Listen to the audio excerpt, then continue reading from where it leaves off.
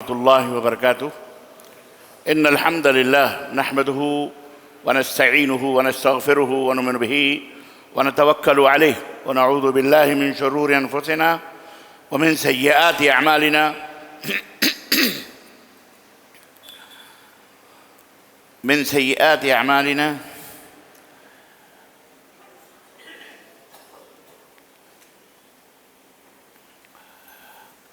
إن الحمد لله نحمده ونستعينه ونستغفره ونؤمن به ونتوكل عليه ونعوذ بالله من شرور أنفسنا ومن سيئات أعمالنا من يهده الله فلا مضل له ومن يضلل فلا هادي له وأشهد أن لا إله إلا الله وأشهد أن محمدًا عبده ورسوله.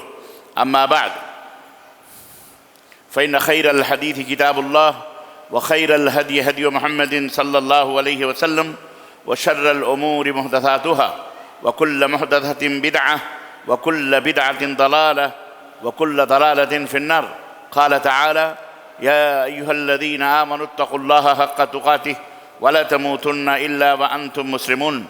يا أيها الناس اتقوا ربكم الذي خلقكم من نفس واحدة وخلق منها زوجها وبث منهما رجالا كثيرا ونساء واتقوا الله الذي تساءلون به والأرحام إن الله كان عليكم رقيبا. اللهم صل على محمد وعلى آل محمد كما صليت على إبراهيم وعلى آل إبراهيم إنك حميد مجيد. اللهم بارك على محمد وعلى آل محمد كما باركت على إبراهيم وعلى آل إبراهيم إنك حميد مجيد. تمام قسم کی حمد و ثنا کبریائی اور بڑائی اس اللہ عز و جل کے لیے لائق و زیبہ ہے جس نے ہمیں اور آپ کو پیدا فرمایا، اور بیش بہا درود و سلام اس ذات مبارکہ مطہرہ پر جن کا نام نامی اسم گرامی احمد مجتبیٰ محمد مصطفیٰ صلی اللہ علیہ وسلم. برادران اسلام، نوجوان دوستوں، بزرگوں اور بھائیوں اور قابل احترام اسلامی ماں اور بہنوں اور عزیز بچوں، آج اللہ تبارک و تعالیٰ کے فضل و کرم سے سے 24واں روزہ ہم نے مکمل کیا ہے اور 23واں روزہ مکمل کیا ہے اور 24واں روزہ انشاءاللہ تبارک و تعالیٰ کل ہم حضرات رکھیں گے اللہ تبارک و تعالیٰ کے فضل و کرم سے، اور 24ویں تراویح ہم انشاءاللہ تبارک و تعالیٰ آج ادا کریں گے. اللہ تعالیٰ سے دعا ہے کہ اللہ تبارک و تعالیٰ ہم سب کے گناہوں کو، خطاؤں کو، غلطیوں کو درگزر فرمائے اور اللہ ہم سب کی گردنوں کو جہنم سے آزاد فرمائے. آمین یا رب العالمین. حضرات گرامی قدر، مسلسل سورہ اعراف کی چند آیتیں ہم سماعت کر رہے ہیں، پڑھ رہے ہیں، اور الحمدللہ اللہ تعالیٰ کے فضل و کرم سے اس سلسلے میں قیمتی معلومات حاصل کر رہے ہیں. حضرت آدم علیہ السلام کی، جیسا کہ میں نے بتایا، تخلیق کا تفصیلی واقعہ اور شیطان سے حضرت آدم علیہ السلام کا مکالمہ، اسی طرح اللہ تبارک و تعالیٰ سے بھی اس کا مکالمہ اس سورہ مبارکہ کے اندر تفصیل سے رکھا گیا ہے، جو آج ہم انشاءاللہ تبارک و تعالیٰ پڑھیں گے. اللہ نے فرمایا: وَلَقَدْ خَلَقْنَاكُمْ ثُمَّ صَوَّرْنَاكُمْ ثُمَّ قُلْنَا لِلْمَلَائِكَةِ اسْجُدُوا لِآدَمَ فَسَجَدُوا إِلَّا إِبْلِيسَ لَمْ يَكُنْ مِنَ السَّاجِدِينَ. اللہ تعالیٰ نے فرمایا کہ یقیناً اے آدم، ہم نے تمہیں بنایا، تمہاری شکل و صورت بنائی، تمہارا ہم نے خاکہ بنایا، پھر ہم نے تمہاری شکل و صورت بنائی، تمہارا خاکہ بنایا، پھر ہم نے ثم صورناکم، پھر ہم نے تمہاری شکل و صورت بنائی، پھر ہم نے فرشتوں سے کہا کہ آدم کا سجدہ کرو. سب فرشتوں نے سجدہ کیا، لیکن ابلیس جو تھا اس نے سجدے سے انکار کر دیا، کیونکہ وہ سجدے سے اسے انکار کر دیا، ظاہر ہے وہ کافروں میں سے تھا. اللہ تعالیٰ نے اس آیت کریمہ میں حضرت آدم کی قدر و منزلت اور ان کے رتبے اور مقام کی فضیلت کو بیان فرمایا کہ ہم نے بنی آدم کو کس طرح سے بنایا ہے، اپنے ہاتھوں سے سنوارا ہے، سجایا ہے، بنایا ہے، تصویر بنائی ہے ان کا، اور انہیں یہ عزت اور مقام عطا فرمایا ہم نے. لیکن اس انسان کا سب سے بڑا دشمن ابلیس ہے. اس آیت کریمہ سے پتہ چلا شروع ہی سے ابلیس نے اپنے حسد اور اپنے بغض کا اظہار کیا، اور آج بھی ان کی آدم علیہ السلام کی اولاد سے بغض اور حسد کی آگ میں وہ جل رہا ہے۔ انہیں دینی اور دنیاوی نقصان پہنچانے کی ہر مومن کوشش کرتا رہتا ہے۔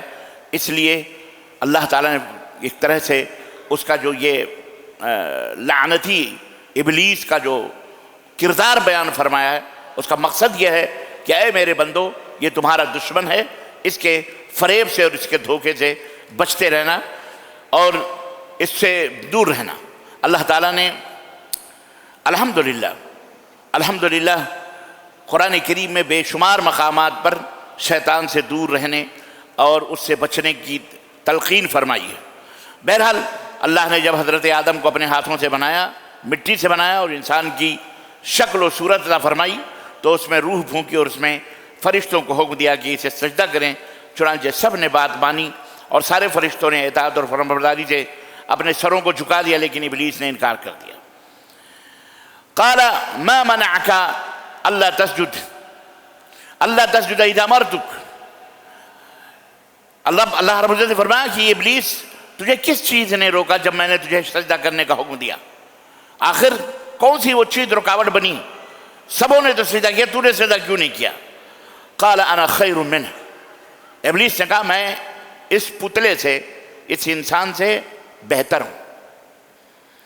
خلقتنی من نار وخلقتہ من طین، تو نے مجھے آگ سے بنایا ہے اور اس انسان کو مٹی سے بنایا ہے۔ اور ظاہر ہے مٹی کا جو مقام ہے زمین ہے، اور آگ کا جو مقام ہے وہ کیا ہے؟ اوپر اٹھنا ہے، بلند ہونا ہے۔ اس کی فطرت بلندی ہے، مٹی کی فطرت پستی ہے، تو ایک بلندی والی چیز اس پستی کی کیوں سجدہ کرے گی اور کیوں اس کو عزت دے گی؟ قال فاهبط منها فما يكون لك ان تتكبر فما يكون لك ان تتكبر فيها فاخرج انك من الصاغرين۔ اللہ رب العزت نے فرمایا کہ تو نے مجھے پھر جب اس نے یہ بات کہی تو اللہ رب العزت نے فرمایا نکل، اتر جا یہاں سے، دور ہو جا، ہٹ جا، کیونکہ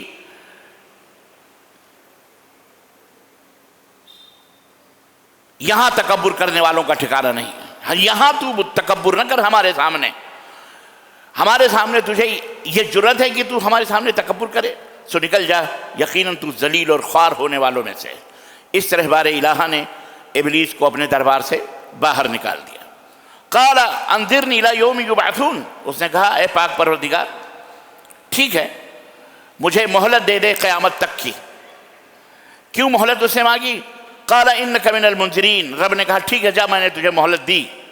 قال فبما اغویتنی لاقعدن لهم صراطک المستقیم ثم لآتین من بین ایدیہم ومن خلفہم، رب نے کہا جا تجھے ہم نے مہلت دی، تو مہلت دیے جانے والوں میں سے ہے۔ اس نے کہا پھر اب اس وجہ سے کہ تو نے مجھے مردود بارگاہ کر ہی دیا ہے، مجھے اپنے دربار سے نکال ہی دیا ہے، تو میں ضرور بضرور تیرے ان بندوں کے صراط گمراہ کرنے کے لیے تیرے صراط مستقیم پر بیٹھوں گا، تیرے سیدھے راستے پر میں بیٹھوں گا۔ پھر میں ہر صورت تیرے بندوں کے آگے سے، ان کے پیچھے سے، ان کے دائیں طرف سے اور ان کے بائیں طرف سے میں آؤں گا، اور تو ان کے اکثر لوگوں کو شکر کرنے والا نہیں پا، اکثر و بیشتر تیرے بندے تیرے شکر گزار نہیں ہوں۔ مطلب ابلیس نے کہا جب تم نے مجھے مہلت دے دی ہے تو اس دن تک، جس دن تک موت نہ، جب تک کی مطلب اور اس دن تک موت نہ دے جب آدم اور اس کی اولاد قبروں سے اٹھائی جائے گی، تو اللہ تبارک و تعالیٰ نے اسے دنیا کے فنا ہونے تک اس کو مہلت دی اور یہ کہا ٹھیک ہے اب جا تجھے، تو اس نے کہا وعدہ کیا، اس نے کہا میں تیرے صراط مستقیم پر بیٹھوں گا۔ عزیزان گرامی، مطلب یہ ہے کہ ہر خیر اور ہر شر کے راستے پر میں بیٹھوں گا۔ خیر کا راستہ، اگر وہ خیر کے راستے سے آئیں گے تیرے بندے تو میں ان کو روکوں گا، اور اگر شر کے راستے سے وہ اختیار کریں گے تو میں انہیں اس راستے کو ان کی نظروں میں پسندیدہ بناؤں گا، بلکہ خیر کے راستے سے بھٹکا کر برائیوں کی طرف لاؤں گا، ان کو ترغیب دوں گا، ان کو رغبت دلاؤں گا، چاہت دلاؤں گا، آ جاؤ اس برے راستے پر۔ اسی کیفیت کا ایک منظر عزیزان گرامی سیدنا صبر بن نبی الفا رضی اللہ تعالیٰ عنہ بیان کرتے ہیں کہ میں رسول اللہ صلی اللہ علیہ وسلم کو یہ بیان فرماتے ہوئے سنا ہے کہ یقیناً شیطان ابن آدم کے لیے اللہ کے راستوں پر بیٹھ جاتا ہے۔ اس کے بیٹھنے کی کیسے بیٹھتا ہے؟ اللہ کے نبی نے فرمایا کہ راستوں پر بیٹھ جاتا ہے، وہ اسلام کے راستے پر بیٹھ جاتا ہے اور ابن آدم سے کہتا ہے کیا تو اسلام قبول کر کے اپنے دین کو، اپنے باپ دادا، ان کے دین اور اپنے باپ دادا کے آبا اجداد کے دین کو چھوڑ رہا ہے؟ تو اسلام مت قبول کر، یہ تیرے باپ دادا کا دین الگ ہے، یہ دین الگ ہے۔ مگر ابن آدم اس کی نافرمانی کرتے ہوئے اسلام کو اختیار کر لیتا ہے۔ پھر اسی طرح شیطان ہجرت کے راستے پر بیٹھ جاتا ہے۔ جب مسلمان ہجرت کی راہوں پہ نکلتا ہے قربانی دینے، اور مسلمان تب یہ وہاں آ کے بیٹھتا ہے اور مسلمان سے کہتا ہے کیا تو ہجرت کر کے اپنی زمین کو، اپنے آسمان کو، اپنے باپ داداؤں کی کھیت باڑیوں کو، ان کے باغ اور ان کی تجارتوں کو، اور جہاں تو پیدا ہوا ان جگہوں کو، وہاں کو چھوڑ کر کے تو یہاں سے نکل جائے گا؟ دیکھ غور کر، یہ تیرا گھر، یہ تیرے آبا و اجداد کی زمینیں اور یہ تیرے باغات، یہ تمام سب۔ مگر مومن جو ہوتا ہے وہ شیطان کی نافرمانی کر کے اللہ کی راہ میں ہجرت کر لیتا ہے۔ پھر وہ مومن کے لیے راہ جہاد پر بیٹھ جاتا ہے۔ یعنی یہ اللہ کے نبی سے فرمایا مختلف راستوں پر بیٹھ بیٹھ کر گمراہ کرنے کی کوشش کرتا ہے۔ اللہ کے نبی نے فرمایا پھر جہاد کے راستے پہ بیٹھ جاتا ہے اور اسے کہتا ہے ارے یہ تو بس نفس اور مال کی مشقت خواہ مخواہ اپنی جان گنوائے گا، سو اگر تو جنگ کرے گا تو مارا جائے گا، پھر تیری بیوی کا ہوگا کیا ہوگا، تیرے بچوں کا کیا ہوگا، تیری تجارت کا کیا ہوگا، تیرے بہترین گھر کا کیا ہوگا، تیرا مال تقسیم کر لیا جائے گا، تیرے مال کو بانٹ لیا جائے گا، تو کیوں جا رہا ہے جنگ کرنے، مارا جائے گا، کاٹا جائے گا، جہاد نہیں، مت کر۔ مگر ایک مرد مومن شیطان کی نافرمانی کرتے ہوئے جہاد فی سبیل اللہ کرتا ہے۔ رسول اللہ صلی اللہ علیہ وسلم نے فرمایا جو مسلمان یہ کام کرتے ہوئے فوت ہو جائے تو اللہ تبارک و تعالیٰ کے اوپر یہ حق ہے کہ وہ اسے جنت میں داخل کرے، یا اگر شہید ہو جائے تو اللہ تعالیٰ پر یہ حق ہے کہ اس بندے کو جنت الفردوس میں داخل کرے، اور اگر بندہ ایسا غرق ہو جائے تو اللہ تعالیٰ پر حق ہے کہ وہ اسے جنت میں داخل کرے۔ اگر اس کی سواری اس کو گرا دے اور اس وجہ سے وہ مر جائے، فوت ہو جائے، تو بھی اللہ تعالیٰ پر اس کا یہ حق ہے کہ وہ اسے جنت میں داخل کرے۔ یہ مسند احمد کی یہ روایت ہے۔ اللہ اکبر۔ تو اس حدیث مبارک سے ہمیں یہ پتہ چلا کہ مختلف راستوں پر، ہجرت کے راستے پر، جہاد فی سبیل اللہ کے راستے پر، صدقہ اور خیرات کے راستے پر، نیکی کے راستے پر شیطان بیٹھ جاتا ہے آپ کے دل میں۔ آپ نے سوچا 10 روپیہ نکال کر کے، 100 روپیہ نکال کر کے اللہ کی راہ میں صدقہ کریں، شیطان آ گیا، ارے 100 روپے میں 1 کلو چاول آ جائے گا، تیرے بچے بھوکے بیٹھے ہوں، چاکلیٹ لے لے، فلاں لے لے، اس طرح کے حکمتیں کریں۔ کوئی آپ کو شادی کرنی ہے، ارے کہاں جا رہا ہے شادی کرنے کے لیے، ایسی یہ فلاں جگہ جا، شادی کے بغیر ہی زندگی کے عیش ہیں، عشرتیں ہیں، لذتیں، بہت سارے بہکاتا ہے شیطان، وسوسے ڈالتا ہے، جیسا کہ اللہ کے رسول صلی اللہ علیہ وسلم نے فرمایا۔ اسی لیے نبی کائنات صلی اللہ علیہ وسلم نے اپنی امت کو شیطان سے اور اس کے شر سے بچنے کے لیے، جو اس نے کہا نا میں دائیں سے آؤں گا، میں بائیں سے آؤں گا، میں آگے سے آؤں گا، میں پیچھے سے آؤں گا، تو اللہ کے رسول صلی اللہ علیہ وسلم نے تعلیم دی۔ سیدنا عبداللہ ابن عمر بیان کرتے ہیں کہ رسول اللہ صلی اللہ علیہ وسلم ہمیشہ صبح و شام کی دعائیں پڑھا کرتے تھے، صبح و شام کی جو دعائیں ہیں ان کو پڑھا کرتے تھے، اور کبھی ان کے پڑھنے میں نبی صلی اللہ علیہ وسلم کبھی ناغہ نہیں کرتے تھے۔ جو دعا صبح کی ہے وہ صبح پڑھتے تھے، اور جو شام کی ہے وہ شام کی دعا پڑھا کرتے تھے۔ اللہم انی اسألک العفو والعافیہ، اے اللہ میں تجھ سے معافی کا طلبگار ہوں، عافیت کا طلبگار ہوں، فی الدنیا والآخرہ، دنیا اور آخرت میں۔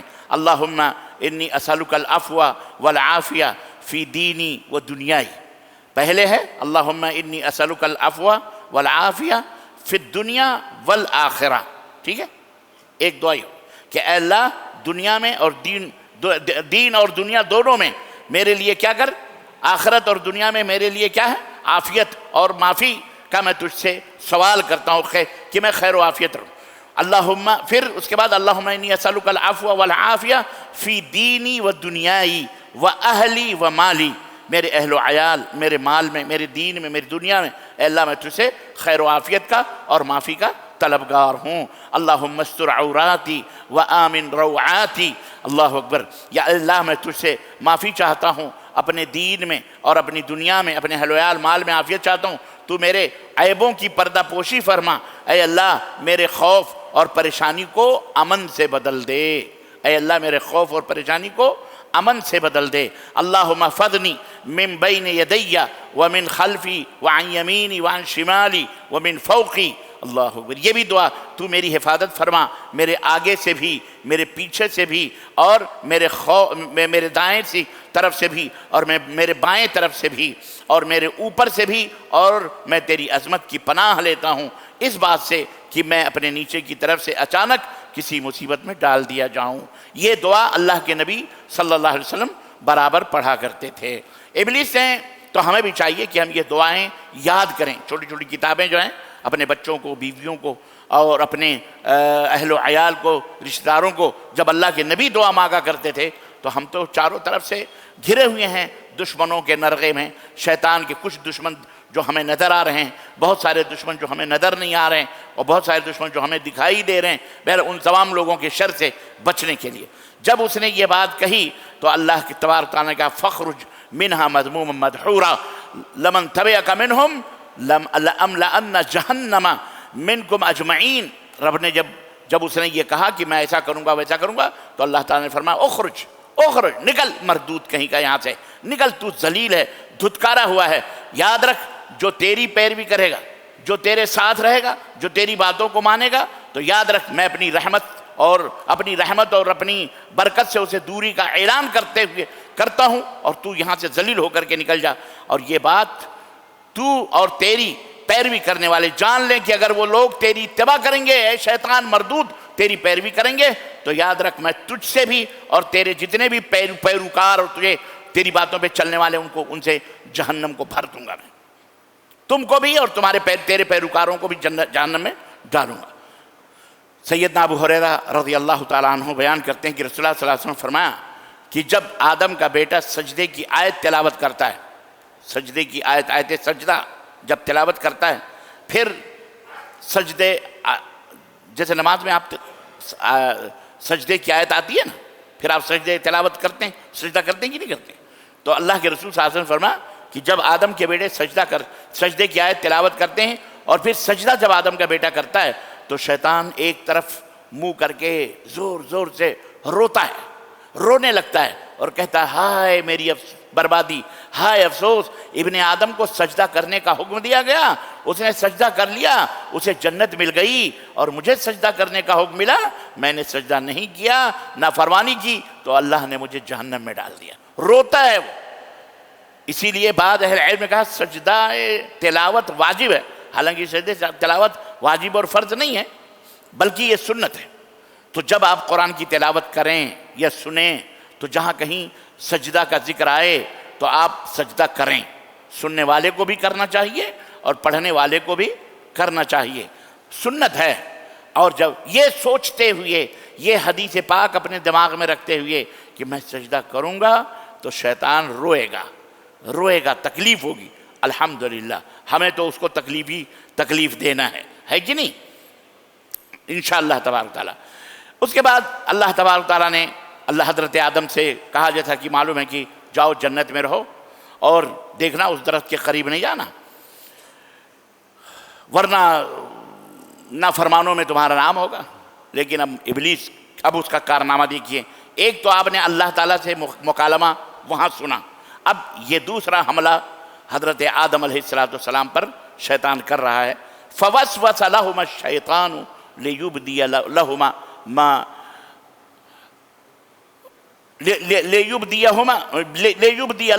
ما اوری عنهما من سوآتهما وقال ما نهاكما ربكما عن هذه الشجرة الا ان تكونا ملکین او تکون من الخالدین۔ دیکھیں شیطان گمراہ کیسے کرتا ہے، اس کو سماعت فرمائے ذرا۔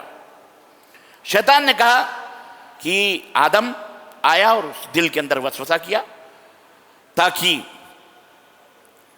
وہ دونوں کے دونوں اس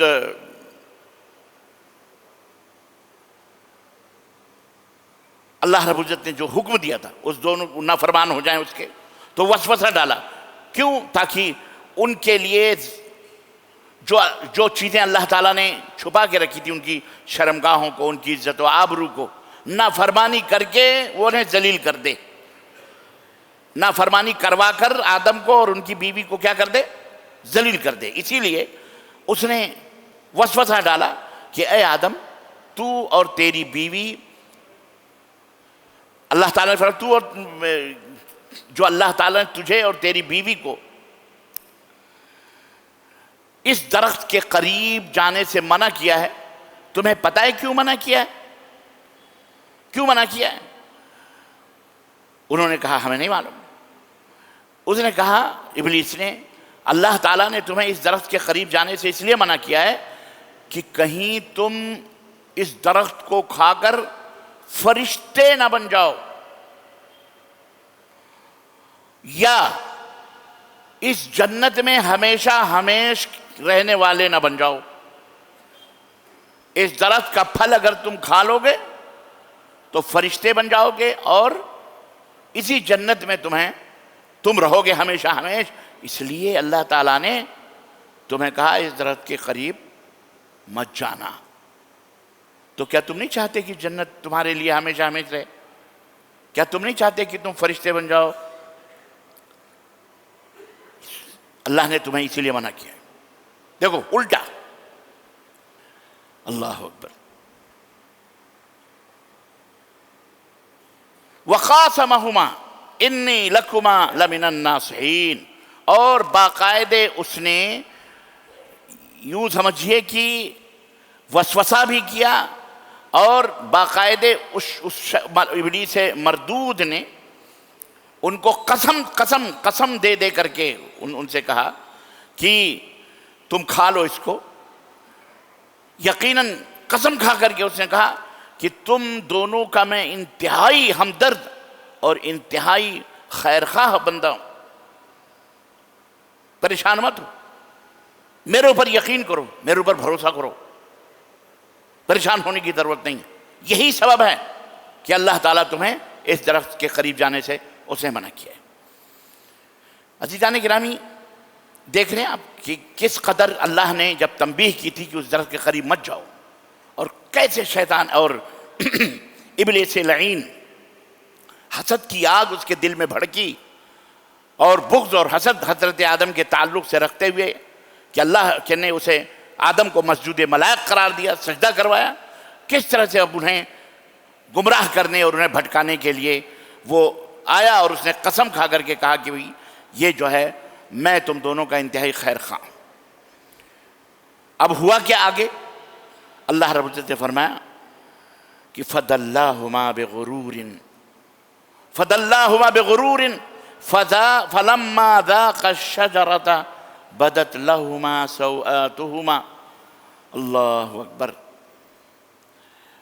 بس اس ابلیس لعین نے ان دونوں کو دھوکے سے نیچے اتار دیا، دھوکہ دیا اور وہ نیچے اتار دیا۔ پھر جب دونوں نے اس درخت کو چکھا تو ان کے لیے ان کی شرمگاہیں ظاہر ہو گئیں، یعنی جو لباس اللہ تعالیٰ نے عطا فرمایا تھا وہ جسم سے آدم کے بھی اتار لیا گیا اور حوا علیہ السلام کے جسم سے بھی اتار لیا گیا، اور دونوں جنت کے پتوں سے، جنت کے جو پتے تھے بٹور کے لے کر اپنے آپ پر، شرمگاہوں پر، اپنے جسم پر چپکانے لگے، اور ان دونوں کو ان کے رب نے آواز دی۔ اللہ تعالیٰ نے وَنَادَاهُمَا رَبُّهُمَا، ان دونوں کے رب نے آسمان سے آواز دی، أَلَمْ أَنْهَكُمَا عَنْ تِلْكُمَا الشَّجَرَةِ، اے آدم، اے حوا، کیا میں نے تمہیں اس درخت کے قریب جانے سے میں نے منع نہیں کیا تھا؟ وَأَقُلْ لَكُمَا، اور میں نے تم دونوں سے نہیں کہا تھا کہ إِنَّ الشَّيْطَانَ لَكُمَا عَدُوٌّ مُبِينٌ، شیطان تمہارا کھلا ہوا دشمن ہے، اور وہ تمہیں دھوکہ دینے کے لیے کیا کہتے ہیں، دھوکہ دینے کے لیے مختلف ہیلے اور بہانے تلاش کرے گا۔ اللہ اکبر۔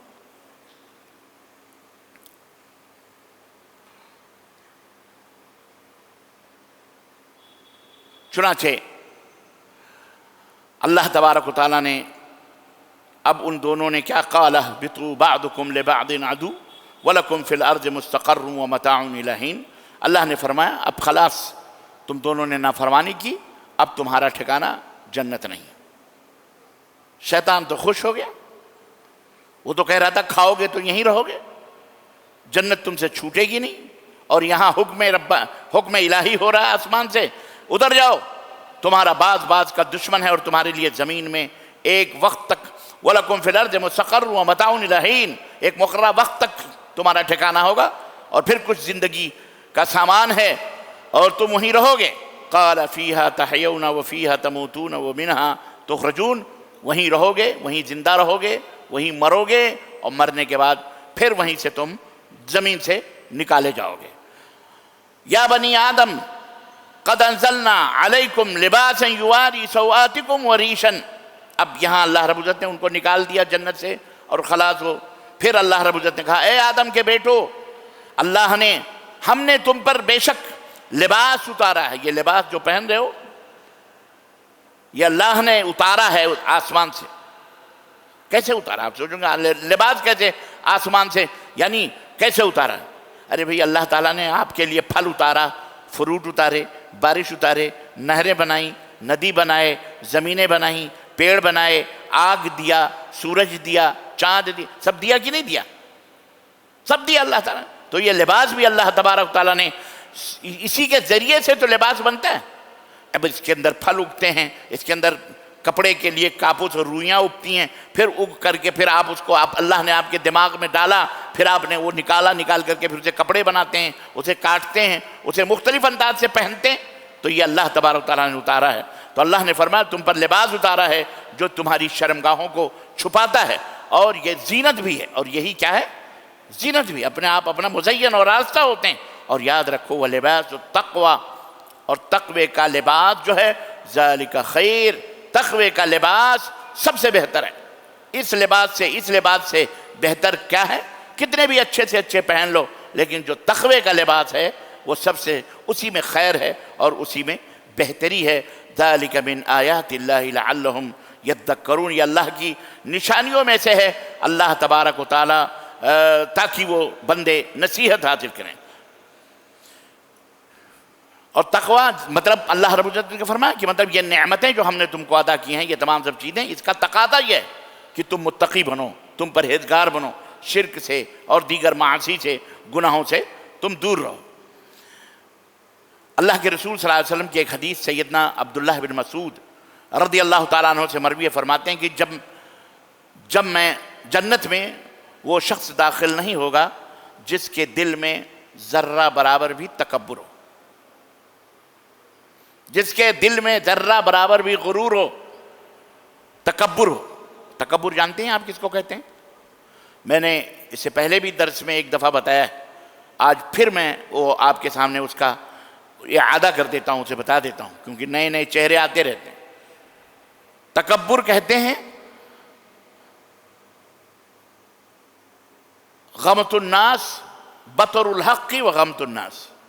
اللہ کے نبی سے پوچھا گیا اللہ کے ما هو الکبر، کبر کیا ہے؟ تو آپ نے فرمایا کہ بطر الحق و غمت الناس، حق کو جان کر انکار کرنا، منہ موڑنا، اعراض کرنا۔ ایک حق واضح ہو گیا آپ کے پاس، کوئی مسئلہ قرآن و حدیث سے یا کوئی بات آپ کے سامنے حاضر ہو گئی، سامنے ہو گئی کہ بھئی حق یہ ہے، غلط یہ ہے، صحیح ہے، اس کے باوجود بھی غلطی کو پکڑ کے رکھنا، اسی کے اوپر ڈٹے رہنا، یہ تکبر ہے۔ یہ کیا ہے؟ تکبر۔ اور دوسرا کیا ہے؟ اپنے مقابلے میں غمت الناس، اپنے مقابلے میں لوگوں کو چھوٹا سمجھنا۔ میں بڑا ہوں، میں مالدار ہوں، میں علامۃ الدہر ہوں، میں مفتی اعظم ہوں، میں شیخ الحدیث ہوں، میں بہت بڑا سیٹھیا ہوں، میں بڑا خوبصورت ہوں، یا میں بڑی یہ ہوں، میں بڑا اچھا ہوں، میں بڑا شریف النسل ہوں، میں بڑا فلاں ہوں، اپنے مقابلے میں لوگوں کو ذلیل سمجھنا، چھوٹا سمجھنا، حقیر سمجھنا۔ اللہ کے نبی صلی اللہ علیہ وسلم فرماتے ہیں، عبداللہ ابن مسعود نے کہا کہ نبی نے فرمایا کہ جس شخص کے بھی مرد ہو یا عورت اس کے دل میں ذرہ برابر بھی تکبر ہوگا وہ شخص جنت میں داخل نہیں ہوگا۔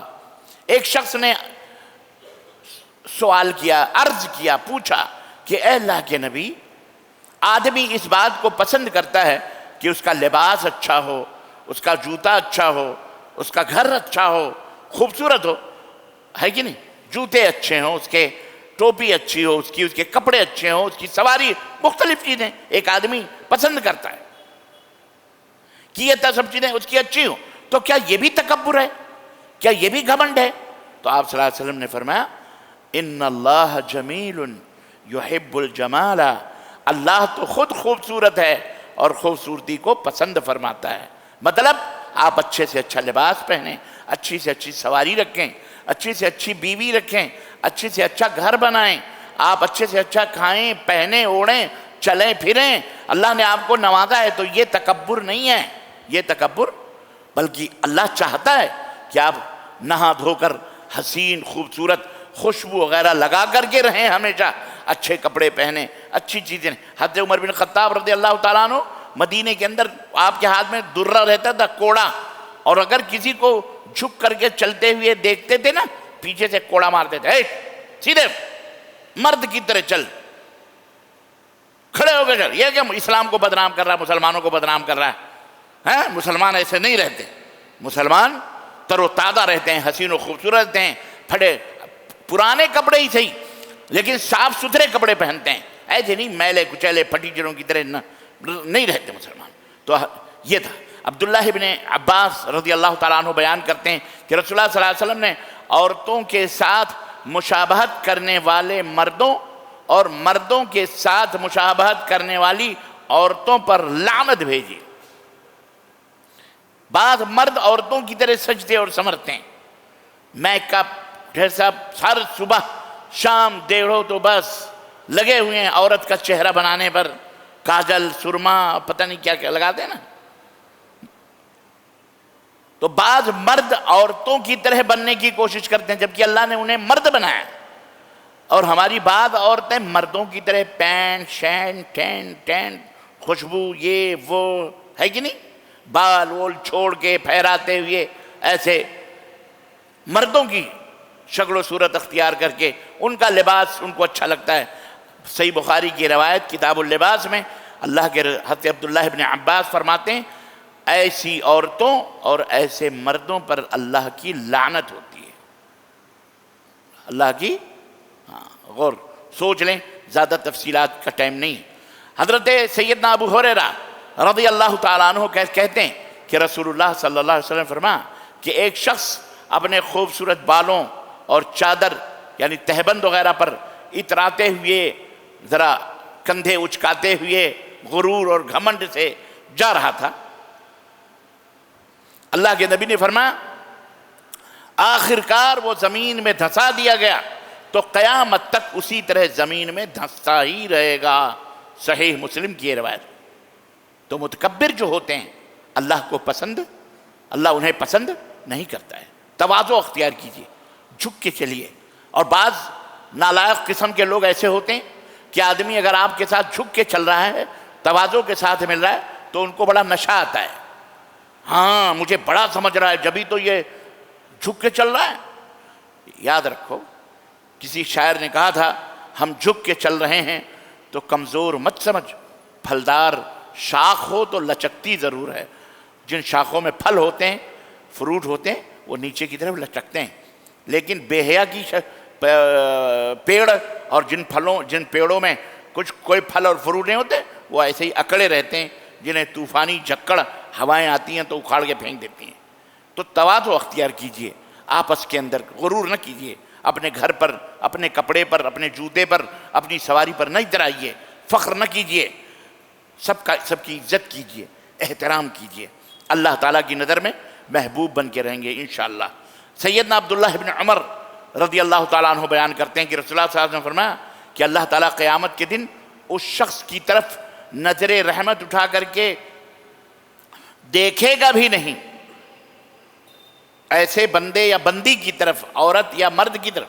اچھا یہ عورتوں میں بہت پایا جاتا ہے بھائی، مرد کے پاس گاڑی ہے، گاڑی اوڑی سے آتی ہیں تو باقاعدے بڑا غرور ہوتا ہے ان کو، عورتوں کو اپنے شوہروں پر ناز یا غرور، اپنی ایک دوسرے پر، اس کے پاس یہ پورا گھر، پتہ نہیں مسجدوں میں بھی بیٹھ کے آگے کپڑے شپڑے کا دکھاوا ہوتا ہوگا، ان کی اس کے زیور، اس کے زیور، اس کے کپڑے کتنے قیمتی ہیں، کتنے باقاعدہ نظر میں عورتیں تولتی ہوں گی، یہ کتنے وزن کی ہے، یہ کتنے گھرانے کی ہے، یہ کیسی ہے، وہ کیسی ہے، فلاں دنیا بھر کے فتور. سنو اللہ کے رسول صلی اللہ علیہ وسلم کی یہ پیاری پیاری باتیں، نصیحت حاصل کرو.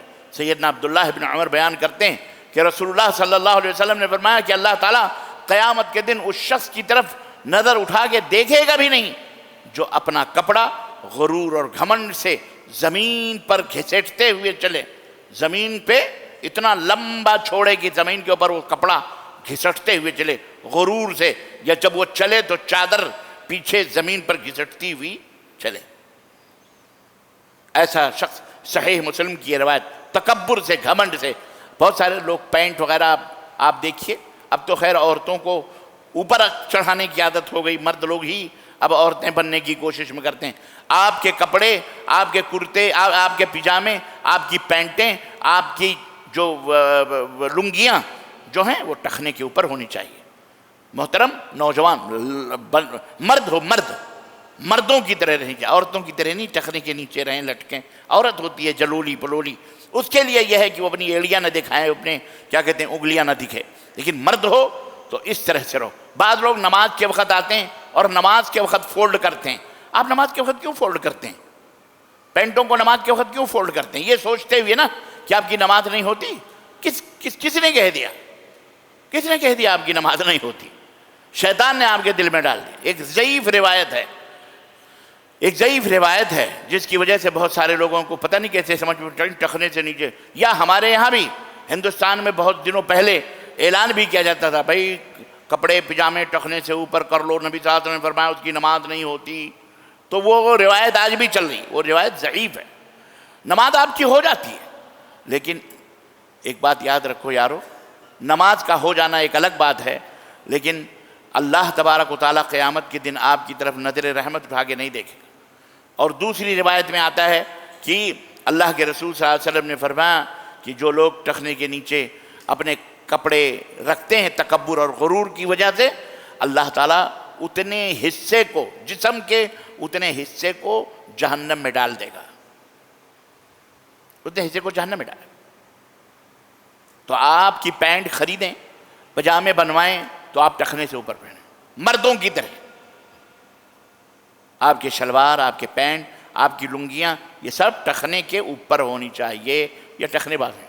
نیچے بڑے غرور سے، گھمنڈ سے کس کو آپ اِنَّكَ لَن تَخْرِقَ الْأَرْضَ وَلَن تَبْلُغَ الْجِبَالَ طُولًا.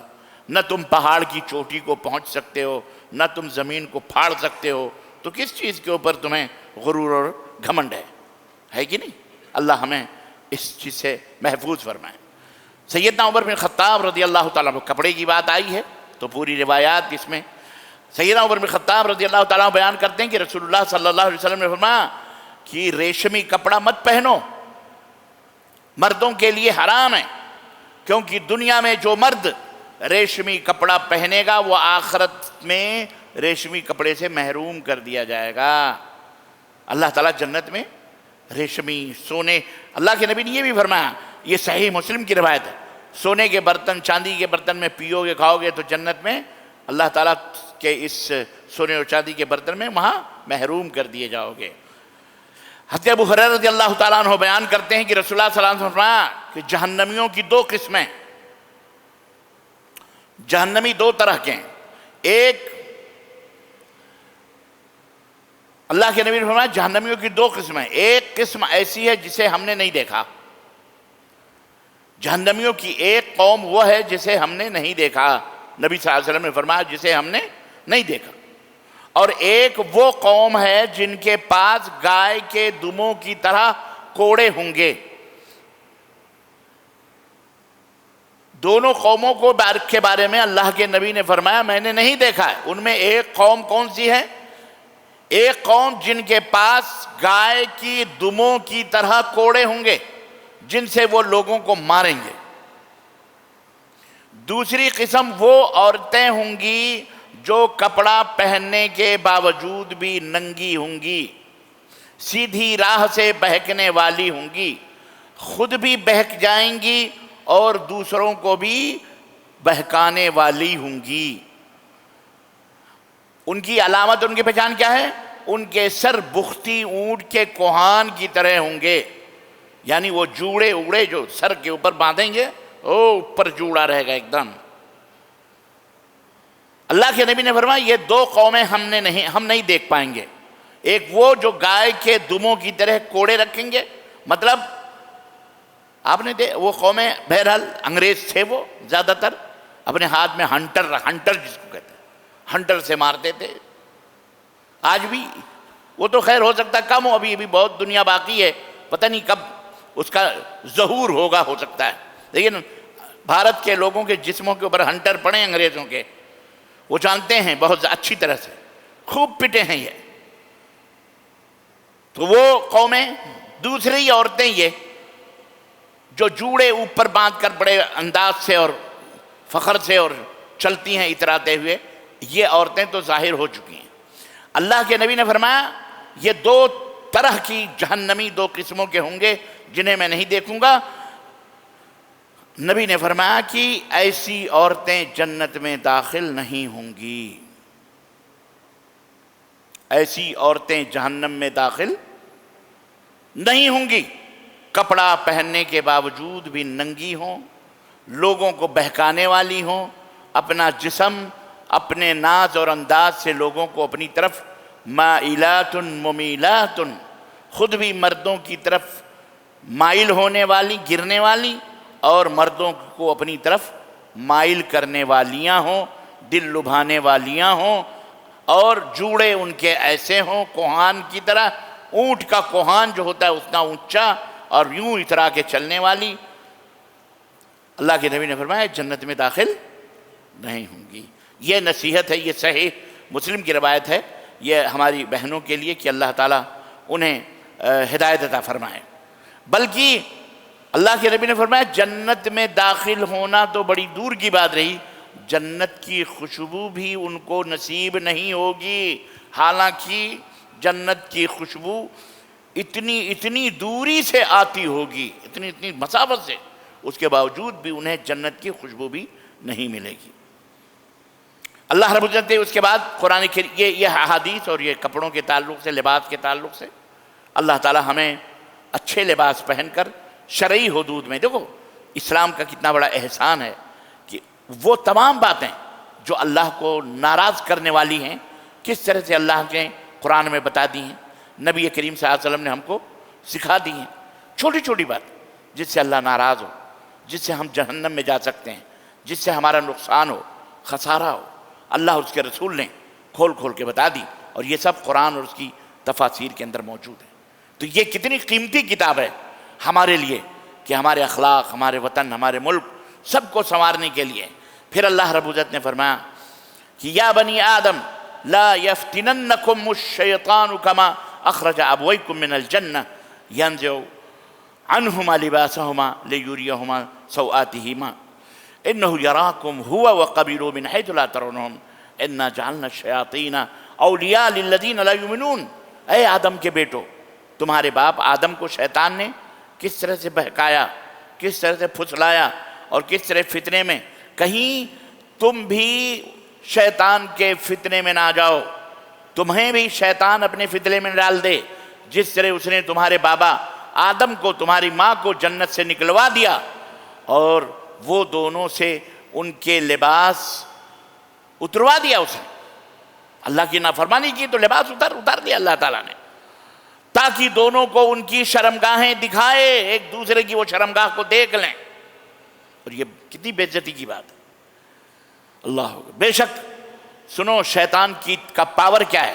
اللہ فرماتا ہے بے شک وہ ابلیس، وہ شیطان اور اس کا قبیلہ، اس کا مطلب یہ ہے کہ شیطان کی آل اولاد بھی ہے، اس کا بھی قبیلہ اور خاندان کٹمب ہے، تو شیطان اور اس کا قبیلہ تمہیں وہاں سے دیکھ لیتے ہیں یا دیکھتے ہیں جہاں سے تم انہیں نہیں دیکھتے۔ اب یہاں ہم بیٹھے ہیں درس دے رہے ہیں، ہمیں شیطان، آپ کو شیطان دیکھ رہا ہے چاروں طرف، لیکن کیا ہم شیطان کو دیکھ سکتے ہیں؟ نہیں دیکھ سکتے۔ بے شک ہم نے شیطانوں کو ان لوگوں کے لیے دوست بنا دیا ہے جو ایمان نہیں رکھتے، شیطان ان کا دوست ہے۔ الحمدللہ وہ ان کا دوست ہے جو اللہ پر ایمان نہیں رکھتا۔ الحمدللہ اللہ ہمیں اس کی دوستی سے محفوظ رکھے، مامون رکھے۔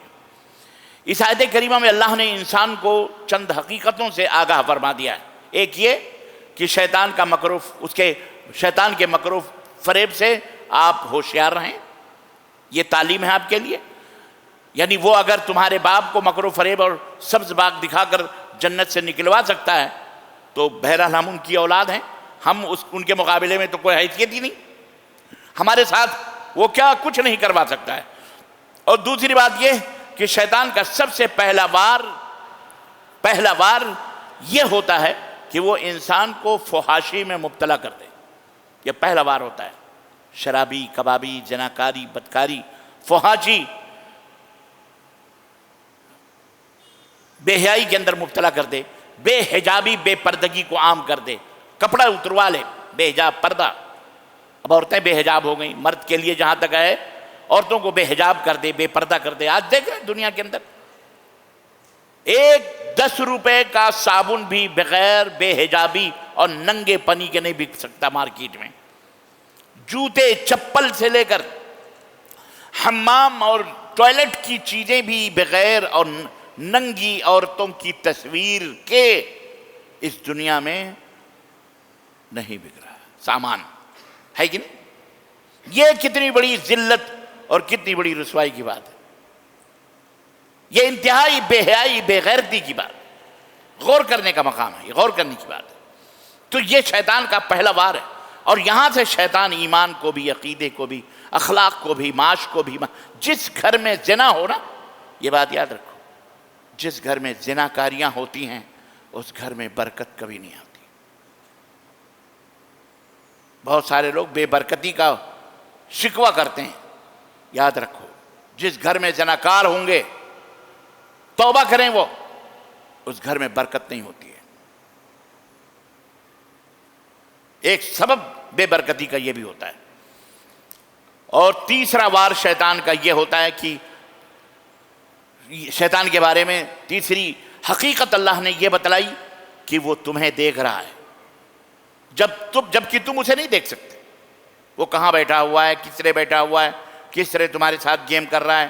خاص طور سے آپ مومن ہیں، موحد ہیں، نمازی ہیں، صدقہ خیرات کرنے والے پرہیزگار ہیں، آپ کے پیچھے تو ٹوٹل پڑا ہوا رہے گا۔ کہاں کہاں آپ کو گمراہ کرے، کبھی اولاد کی طرف سے، کبھی بیوی کی طرف سے۔ اس لیے مومن کے لیے سکون دنیا میں نہیں ہے۔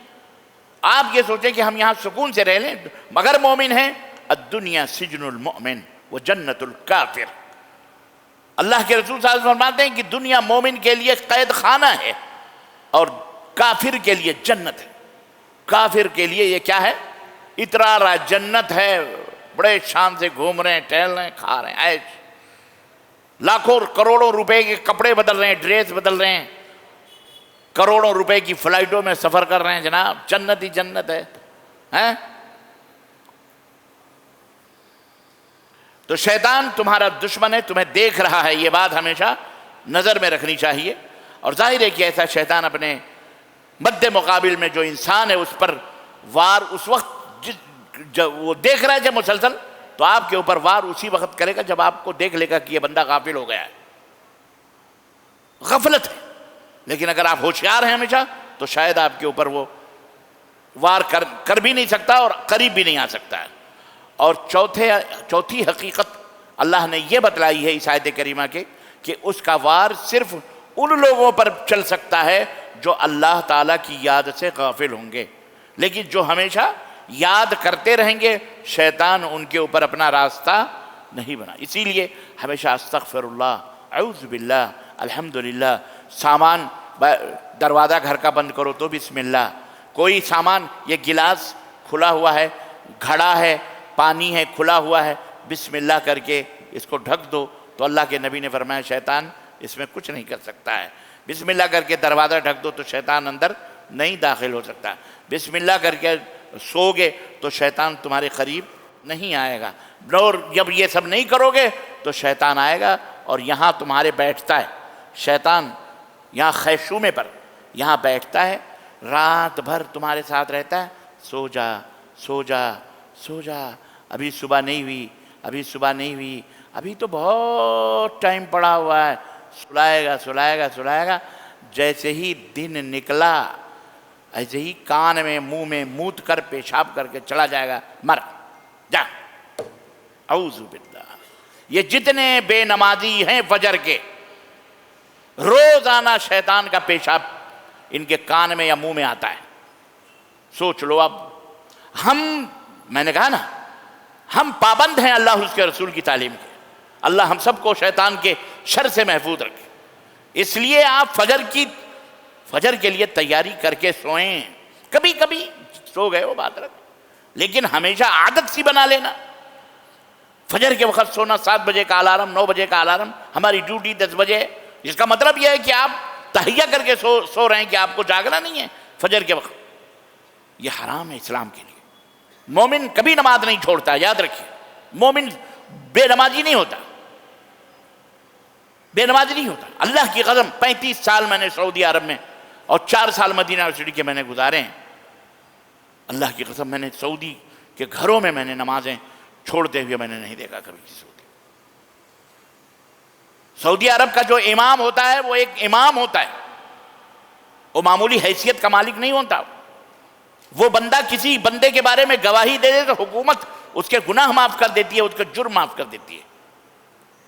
اور ہم لوگ جس ادارے سے تھے، باقاعدے جو نو مسلم ہوتے تھے جو بندے، باقاعدے وہ جس محلے میں رہتے تھے اس محلے کے امام سے اس کا تعارف جا کے کروا دیتے تھے کہ یہ نیو مسلم ہے، آپ کے اس محلے میں رہتا ہے۔ 4 مہینے کے بعد ہم پھر جاتے تھے اور اس فارم رہتا تھا کہ یہ نماز میں کب کب آتا تھا کہ نہیں آتا تھا، نماز پڑھتا کہ نہیں پڑھتا۔ اگر امام نے گواہی دیا کہ نہیں یہ مسلسل نماز میں فجر کی خاص طور سے رہتا ہے، حاضر رہتا ہے، دیگر ٹائم میں تو ہو سکتا ہے وہ بیچارہ کاروبار میں رہے، لیکن فجر کے وقت تو گھر پہ رہے گا۔ اگر امام کہتا تھا نہیں یہ مسلسل نماز کی پابندی کرتا ہے، تب ہم اس کی رپورٹ تیار کرتے تھے اور اس کو ادارے میں لاتے اپنے گورنمنٹ کے، پھر اس کے لیے وہ سرٹیفکیٹ اسلام کی ایشو کی جاتی تھی آفس سے، پھر اس سرٹیفکیٹ سے وہ عمرہ یا حج کر پاتا یا اپنے پاسپورٹ وغیرہ چینج کر سکتا تھا، ورنہ مسلمان ہونے کا کیا فائدہ ہے؟ تو امام گواہی دیتا تھا، کیونکہ کورٹ اور عدالت وہاں کی کہتی تھی ہمیں امام کی دستخط، امام کی سائن چاہیے، تمہاری نہیں چاہیے، کیونکہ جس محلے کا امام اس کو جانتا ہے۔ تو عزیزان گرامی، فجر کی نماز کو لازم پکڑو، فجر کی نماز کو اپنے بچوں کو جگاؤ، لازم پکڑو، مارو ان کو۔ اللہ ہم سب کو اس کی ہدایت عطا فرمائے۔ اللہ اکبر۔ اللہ نے آگے فرمایا بہرحال اذا فعلوا فاحشة قالوا وجدنا علیہا آباءنا۔ تو یہ 4-5 چیزیں اس کی حقیقت اللہ رب العزت نے بیان فرمائی ہیں کہ ان کو اپنے ذہن میں رکھے۔ اس کے بعد اللہ نے فرمایا کہ جب یہ کفار مکہ یا گندے لوگ جو ہیں، یہ کافر، وَإِذَا فَعَلُوا فَاحِشَةً قَالُوا وَجَدْنَا عَلَيْهَا آبَاءَنَا، اور جب وہ کوئی بے حیائی کا کام کرتے ہیں تو کہتے ہیں کہ ہم نے اپنے باپ دادا کو اسی پر پایا ہے۔ بے حیائی کا کام بھی کرتے ہیں، اور جب ان سے کہا جاتا ہے یہ کیوں کرتے ہو، ہمارے باپ دادا سے یہ چلا آ رہا ہے۔ وَاللَّهُ أَمَرَنَا بِهَا، اور ہمیں اللہ نے بھی حکم دیا ہے۔ قل، اے میرے حبیب آپ کہہ دیجئے، ان اللہ لا یأمر بالفحشاء، اللہ تعالیٰ بے حیائی کا حکم نہیں دیتا ہے۔ تم اللہ کے اوپر الزام لگاتے ہو جھوٹا ہے۔ یہ دور جاہلیت کی بات تھی۔ عرب لوگ اصل میں ننگا ہو جانے کو کوئی معیوب نہیں سمجھتے تھے، ننگا ہو جانے کو عرب لوگ کوئی معیوب، یہ دور جاہلیت ہے۔ دور جاہلیت مطلب نبی کریم صلی اللہ علیہ وسلم کے آنے سے پہلے، نبوت پانے سے پہلے وہ اسے معیوب نہیں تصور کرتے تھے، بلکہ بغیر پردہ اور بغیر کسی اوٹ کے وہ ننگا نہانا اور اسی طرح راستے میں بلا جھجک بیٹھ جانا، رفع حاجت کرنا، یا محفل میں کسی کا اگر سطر کھل جائے تو وہ کوئی عیب نہیں سمجھا جاتا تھا۔ اس سے بھی شرمناک عربوں کے اندر ایک کام ہوتا تھا، اور وہ شرمناک فعل یہ تھا کہ وہ جب خانہ کعبہ کا طواف کرتے تھے تو آپ کو معلوم ہونا چاہیے کہ آج تو ہم نہا دھو کر کے باہر سے احرام پہنتے ہیں۔ جب دور جاہلیت تھا، نبی صلی اللہ علیہ وسلم کے نبی بنائے جانے سے پہلے مکے کے لوگوں کا قاعدہ اور اصول یہ ہوتا تھا کہ وہ آپ کا کپڑا جو آپ پہن کے آ رہے ہیں اسے باہر ہی اتروا لیتے تھے. یہ کپڑا پہن کے تم حرم میں داخل نہیں ہو سکتے. پھر وہ جو کپڑا دیں گے وہ کپڑا آپ کو پہننا پڑے، حتیٰ کہ کھانے پینے کی چیزیں بھی جو وہ کھلائیں گے وہ تم کو کھانا پڑے. یہ باقاعدہ حاجیوں کے لیے، عمرہ کرنے والوں کے لیے یہ تمام سب ان کی پابندیاں تھیں. اور وہ کیا کرتے تھے، وہ وہاں یہ ہوتا تھا کہ وہ خانہ کعبہ کا طواف جو کرتے تھے، مرد ہوں یا عورتیں، سب ننگے برہنہ، ایک لباس بھی ان کے جسم پہ نہیں ہوتا. یہ آرڈر تھا قریش کا، مکے کے سرداروں کا. استغفر اللہ، ننگے کرتے تھے. عورتیں اس شرمناک فعل میں مردوں سے بھی 2 ہاتھ آگے تھی. جیسا کہ دور جاہلیت کے تعلق سے ایک حدیث سے یہ بات واضح ہوتی ہے کہ حضرت عبداللہ بن عباس رضی اللہ تعالی عنہ بیان کرتے ہیں کہ ایام جاہلیت میں عورت ننگے دھڑنگے برہنہ ہو کر طواف کرتی تھی اور یہ کہتی تھی الیوم یبدو بعضہ او کلہ، الیوم یبدو بعضہ او کلہ وما بدأ منہ فلا احلہ. آج میرے جسم کا کچھ حصہ یا سارا جسم ہی ننگا ہوگا اور جو ننگا ہوگا اسے میں کسی کے لیے حلال قرار نہیں دوں گی. تو یہ آیت کریمہ اس وقت نازل ہوئی، خذوا زینتکم عند کل مسجد. اے لوگو، ہر مسجد میں آتے وقت، ہر نماز کے لیے اپنی زینت لے لو. اسی بارے میں یہ آیت کریمہ نازل ہوئی سورہ اعراف کی، اور یہ روایت صحیح مسلم کی ہے. تو آپ کو اس سے یہ بات معلوم ہوئی کہ یہ بری رسم یہ بری رسم مکے کے اندر جاری اور ساری تھی. نبی صلی اللہ علیہ وسلم نبی بھی بنائے گئے، 13 سال نبوت کا آپ نے گزارا بھی مکے میں، تبھی بھی یہی کیفیت چل رہی تھی. نبی کی حکومت تھوڑی تھی بھائی، قریش مکہ اس کے مالک تھے. اللہ کے رسول صلی اللہ علیہ وسلم کیا کر سکتے تھے؟ آپ کے اوپر تو ویسے بھی ظلم و ستم کے پہاڑ توڑے جاتے تھے، آپ کو مکے کے اندر ستایا جاتا تھا، آپ کو کیا کیا نہیں ظلم، تو آپ کیا کر سکتے تھے؟ پھر ایک دن آیا کہ اللہ تعالیٰ نے ہجرت کے بعد مسلمانوں کو اللہ نے مدینے کے اندر طاقت عطا فرمائی، قوت عطا فرمائی، اور مکہ فتح ہو گیا. مدینے سے تشریف لائے نبی صلی اللہ علیہ وسلم اور مکہ فتح ہو گیا. اور مکہ جب فتح ہو گیا تو اللہ کے فضل سے، اللہ کے حکم سے یہ جو روش تھی، بری رسم تھی، اسے ختم کر دیا گیا.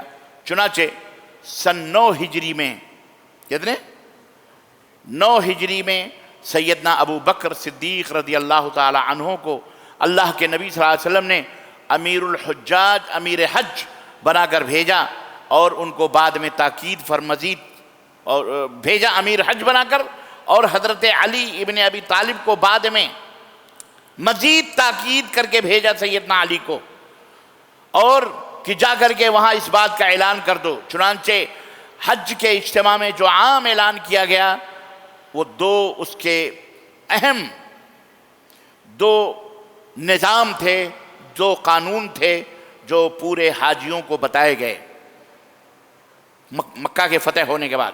اہم نکات میں سے یہ تھا کہ اے لوگو سنو، اس سال کے بعد کوئی بھی مشرک بیت اللہ شریف میں داخل نہیں ہو سکتا.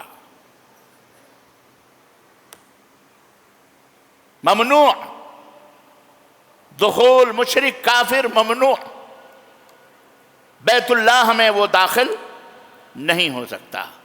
اور دوسرا فرمان اللہ کے نبی کا یہ آیا کہ اور کہ آئندہ سال، اس سال تو خیر آ گئے ہو، لیکن آئندہ سال کوئی بھی مرد یا کوئی بھی عورت ننگی ہو کر کے خانہ کعبہ کا طواف نہیں کرے گی۔ یہ حدیث صحیح بخاری کی ہے۔ یہ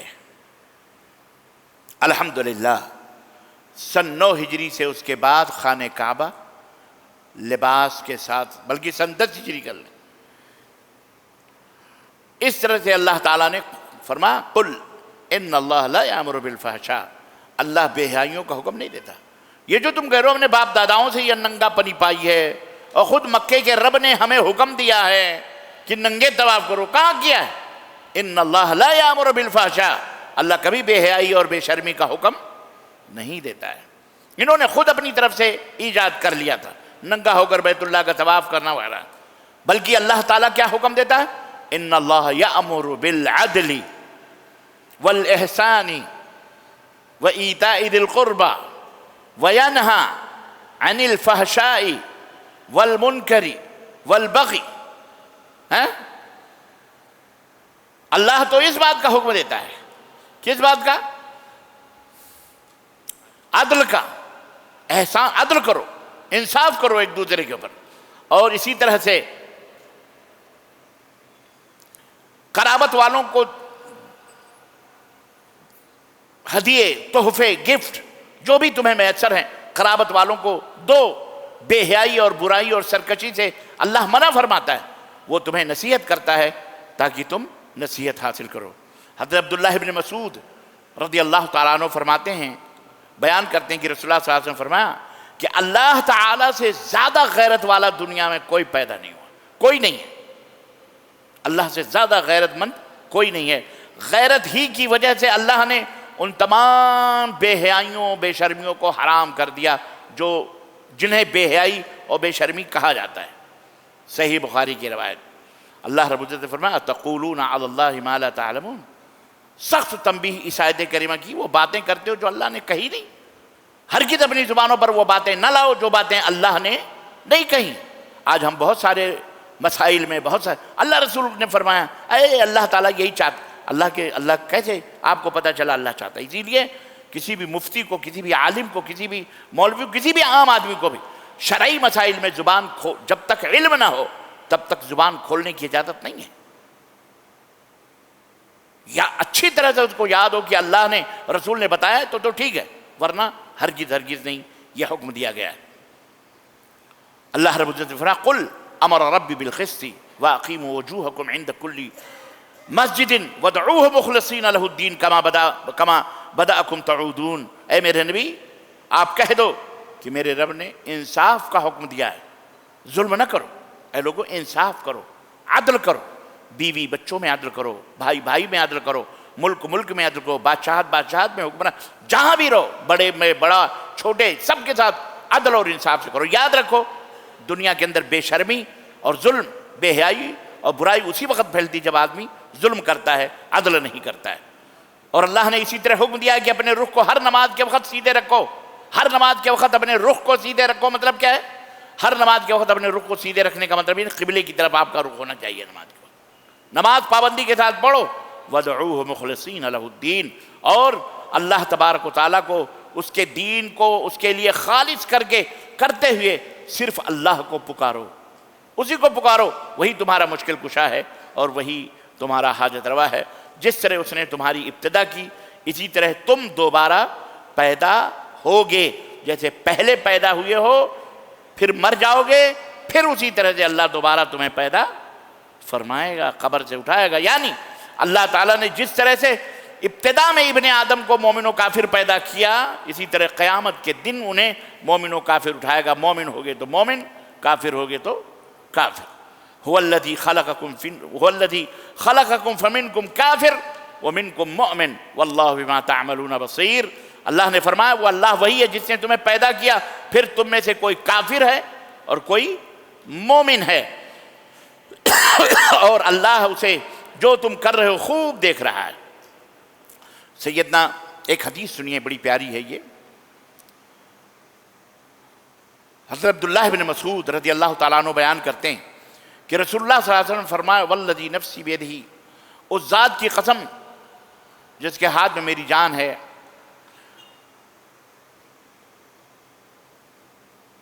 تم میں سے ایک شخص اہل جنت کے جیسا کام کرتا رہتا ہے. غور سے سنیے، تم میں سے کوئی شخص جنتیوں والے کام کرتا رہتا ہے، یہاں تک کہ اس کے اور جنت کے مابین تقریباً ایک ہاتھ کا یا ایک گز کا فاصلہ رہتا ہے کہ اب یہ جنت میں داخل ہو جائے گا. تو پھر کتاب سبقت لے جاتی ہے. کتاب سبقت لے جاتی ہے. کیا مطلب کتاب سبقت لے جاتی ہے؟ وہ جو آپ ماں کے پیٹ میں تھے اور جب آپ میں روح پھونکی گئی تھی 4 مہینے کے بعد، چوتھے مہینے میں، اس وقت 4 فرشتوں نے آپ کی عمر لکھی تھی، کب آپ کو مرنا ہے، کتنی عمر ہوگی، آپ امیر ہوں گے کہ غریب ہوں گے، فقیر ہوں گے، محتاج ہوں گے، وہ لکھا تھا. آپ شقی ام سعید، اچھے ہوں گے یا برے ہوں گے، وہ لکھا تھا. یہاں تک کہ ہمارا تمہارا سب کا یہ لکھا ہے. اور اسی دن لکھا گیا تھا کہ اس کی تمہاری مقدر میں، ہمارے مقدر میں، کہ ہم جہنمی ہوں گے کہ جنتی ہوں. جی جناب، یہ بھی لکھا ہوا ہے. اللہ کے نبی صلی اللہ علیہ وسلم فرماتے ہیں کہ زندگی بھر انسان جنتیوں کا کام کرتا رہتا ہے. لوگ سمجھتے ہیں بہت جنتی ہے، جنتیوں کا کام کرتا ہے. اچانک جب جنت میں جانے اور اس کے درمیان میں ایک ہاتھ باقی رہتا ہے یا ایک گز باقی رہتا ہے کہ بس اب یہ مرے گا اور جنت میں جائے گا، کتاب سبقت کر جاتی ہے، لے جاتی ہے. کتاب وہی جو بچپن میں پیٹ میں لکھا گیا تھا، وہ جہنمی لکھا گیا تھا، تو وہ اخیر عمر میں اس وقت ایسا کام کر بیٹھتا ہے جو دوزخیوں والا کام ہوتا ہے، اور پھر اسے موت آ جاتی ہے اور وہ جہنم میں داخل ہو جاتا ہے. اسی لیے کہتے ہیں نا، ہم لوگ جب دعا کرتے ہیں تو کہتے ہیں کہ مولانا یا فلانے ہمارا خاتمہ بالخیر ہو، اس کی دعا کرو کہ ہم جب مریں تو ایمان والی زندگی پہ مریں، موت آئے ہمیں تو دین پر آئے، صحیح دین پر، صحیح ایمان عقیدے پر آئے.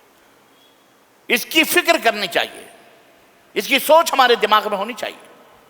ہم بڑے بے فکر ہو جاتے ہیں، ایمان لے آئے، نماز بس ختم. نہیں، آپ اپنا گھر بنا کے بے فکر نہیں رہتے، آپ اپنے کھیت میں دانہ ڈال کے بے فکر نہیں رہتے. ہمیشہ آپ نگرانی کرتے ہیں ہمارے دانے کتنے بڑے ہوئے، کتنے اونچے ہوئے، کتنے ہوئے. آپ دکان رکھ کر کے بے فکر ہو کر کے گھومیں گے، ٹہلیں گے تو آپ اپنی دکان کامیاب، آپ کی دکان محفوظ رہے گی. آپ ایمان لائے ہیں، اسی طرح سے آپ ایمان لائے ہیں تو اس کی فکر کیجئے کہ ایمان میں کمی کہاں آ رہی ہے، ایمان میں زیادتی کہاں آ رہی ہے، ہم اللہ کا قریب ہو رہے ہیں. تو اللہ کے نبی نے فرمایا کہ وہ اہل دوزخ کا جیسا کام کر لیتا ہے اور وہ جہنم میں چلا جاتا ہے. اسی طرح سے کوئی شخص زندگی بھر دوزخیوں والا کام کرتا ہے، زنا کرتا ہے، بدکاری کرتا ہے، شرک کرتا ہے، بدعت کرتا ہے، خرافات کرتا ہے، جہنمی کام کرتا ہے، جہنمیوں جیسے اعمال کرتا ہے، یہاں تک کہ اس کے اور دوزخ کے مابین تقریباً ایک گز کا یا ایک ہاتھ کا فاصلہ رہ جاتا ہے. یسبقہ القدر، پھر وہ کتاب اس کے اوپر سبقت کر جاتی ہے، جو کتاب کا میں نے ابھی ذکر کیا، اور وہ کوئی کام جنتیوں والا کر بیٹھتا ہے، اللہ خوش ہو جاتا ہے اور وہ جنت میں داخل ہو جاتا ہے، اللہ اس کے سارے گناہوں کو معاف کر دیتا ہے. دونوں بات. یہ حدیث صحیح بخاری کی ہے. یہ حدیث کہاں ہے؟ صحیح بخاری کی حدیث. اللہ اکبر. اللہ تعالی ہم سب کو نیک عمل کرنے کی توفیق عطا فرمائے. دوسرا مطلب اس حدیث کا یہ بھی ہے کہ جس طرح تم پہلے کچھ نہ تھے، اللہ نے جو فرمایا نا، پھر بعد میں ہوئے، پھر بعد میں تم، اسی طرح اللہ نے مشکل کے بغیر تمہیں پیدا فرمایا. اسی طرح تمہارے مر جانے کے بعد وہ تمہیں دوبارہ، جب اس کو پہلی دفعہ پیدا کرنے میں کوئی مشکل نہیں ہوئی تو دوبارہ تم کو پیدا کرنے میں کیا مشکل ہو سکتی؟ یہ کیوں کہا ہے اللہ رب العزت نے؟ کہ بہت سارے لوگ کہتے ہیں مرنے کے بعد زندگی تھوڑی ہے، جب ایک دفعہ مر گئے تو ختم. اسی لیے کافروں کو دیکھو، جل جلا کے ختم ہو جاتے ہیں. اپنی راہ کو اڑا دیتے، کہاں بیٹا پتہ چلے گا ابھی تو کٹائی ہوگی۔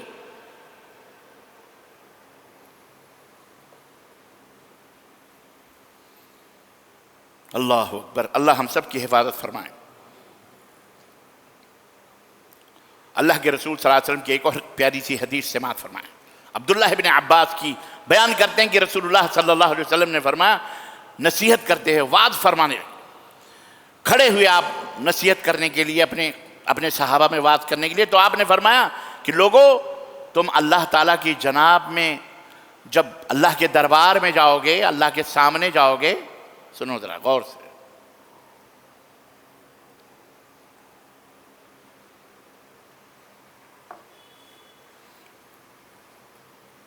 جب اللہ کے دربار میں جاؤ گے سامنے اللہ کے، تو اس وقت بالکل برہنہ ہوگے۔ برہنہ جسم، بدن، برہنہ مطلب ننگا، برہنہ قدم، برہنہ سر، نہ سر پہ کوئی ٹوپی، نہ پیر میں کوئی جوتا، نہ کوئی چپل، اور بغیر ختنہ کیے ہوئے۔ یہ دنیا میں ہم سب کے ختنے ہوئے ہیں، وہاں بغیر ختنہ کیے ہوئے سب اللہ کے سامنے جمع کیے جاؤ گے۔ کما بدأنا اول خلق نعیدہ وعدا علینا انا کنا فاعلین۔ اللہ نے فرمایا جس طرح ہم نے پہلی پیدائش کی ابتدا کی تھی اسی طرح ہم اسے لوٹائیں گے۔ جیسے پہلے پیدا ہوئے تھے، کیسے پیدا ہوتے ہیں؟ پینٹ شرٹ پہن کے پیدا ہوئے تھے، چڈی بنیان بمپر وغیرہ، بولو کیسے پیدا ہوئے تھے؟ ننگے پیدا ہوئے تھے، برہنہ بالکل، بغیر ختنہ کیے ہوئے، بالکل اسی طرح سے۔ ایک عورت اینکر ہے، اپنے آپ کو مسلمان کہتی سمجھتی ہے، وہ ایک سوال کرتی ہے، یہ حجاب وجاب کیا ہے؟ دنیا میں آ کر کے تم نے حجاب اوڑھ لیا۔ مسلمان اپنے آپ کو کہتی ہے، حالانکہ وہ مسلمان نہیں ہے، وہ بہت سارے یہاں ہمارے ملکوں کے اندر ناموں کے مسلمان ہیں۔ ناموں کے مسلمان مطلب نام سن کر کے ہم لوگ یہ سوچتے ہیں مسلمان ہیں۔ آپ اگر عرب چلے جائیں تو آپ تو میں سمجھتا ہوں کہ بھٹک جائیں گے۔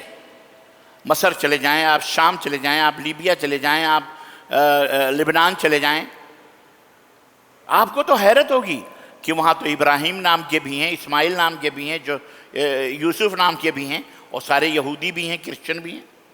ہاں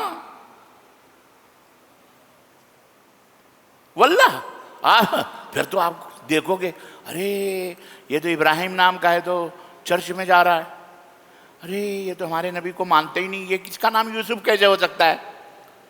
یہ نام یعقوب ہے عربوں میں، حالانکہ وہ یہودی، ان بیچاروں کے لیے تو اور مصیبت۔ یہاں تو کم از کم کپڑوں سے اور کیا کہتے ہیں ناموں سے آدمی پہچان لیتا ہے، لیکن عربوں میں تو یہ بھی مشکل ہے۔ تو وہ کہتی ہے پردے کے ساتھ، مطلب کسی ڈیبیٹ میں کوئی عورت سے بات کر رہی ہے تو کہہ رہی کہ کپڑے حجاب وجاب کی کیا ضرورت ہے، پردے، اللہ تعالیٰ نے کیا تمہیں، اللہ کو پیدا کرنا ہوتا تو اگر تمہیں اوپر پردہ ضروری ہوتا تو تم کو حجاب پہنا کر کے پیدا کرتا۔ تب وہ عورت بڑا اچھا جواب دیتی ہے، نام نہیں لوں گا میں، وہ ہے خبیثنی ہے، کتیا ہے، وہ اللہ تعالیٰ اسے غارت کرے یا ہدایت عطا فرمائے، بولو آمین۔ اس نے کہا کہ ایک عورت نے کہا کہ ابھی جو تو لباس پہنی ہوئی بیٹھی ہے اس کی ضرورت کیا ہے؟ تو ایسے ہی پیدا ہوئی تھی، یہ تو ایسے ہی پیدا ہوئی تھی، جب پیدا ہوئی تھی تو کیسے پیدا ہوئی تھی؟ فَبَهَتَ الَّذِي كَفَرْ، تو جیسے کافر ہکا بکا ہو جاتا ہے ایسے وہ بھی مبہوت ہو گئی۔ تو اللہ رب العزت قیامت کے دن اس طرح سے ہمیں سامنے لائے گا، فریقاً ہدا و فریقاً حق علیہم الضلالہ، ایک گروہ جو شیطان کو مانے گا وہ جہنم، اور ایک گروہ جو اللہ کو مانے گا وہ کیا ہے؟ جنت میں۔ انہم اتخذوا الشیطان اولیاء من دون اللہ، یہ وہ لوگ ہیں جنہوں نے شیطان سے دوستی کی، ویحسبون انہم مہتدون، اور یہ سوچتے ہیں کہ وہ ہدایت والے ہیں۔ ہدایت تو اسے ملتی ہے جو اللہ کی طرف رجوع ہوتا ہے، جو حق کی تلاش و جستجو کرتا ہے اسے ہدایت ملتی ہے، ہر ایک کو ہدایت نہیں ملتی۔ تو عزیزان گرامی، یہ چند آیتیں اور ان کے معنی اور مفہوم آپ کی خدمت ہم نے رکھے ہیں۔ اللہ عز و جل سے دعا ہے کہ اللہ تعالی ہمیں ان تمام چیزوں پر جو اللہ نے ہمیں بیان فرمائی انہیں غور کرنے، سوچنے، سمجھنے اور حق باتوں پر عمل کرنے کی توفیق عطا فرمائے، اور ہم سب کو جنت الفردوس میں جگہ عطا فرمائے، آمین یا رب العالمین۔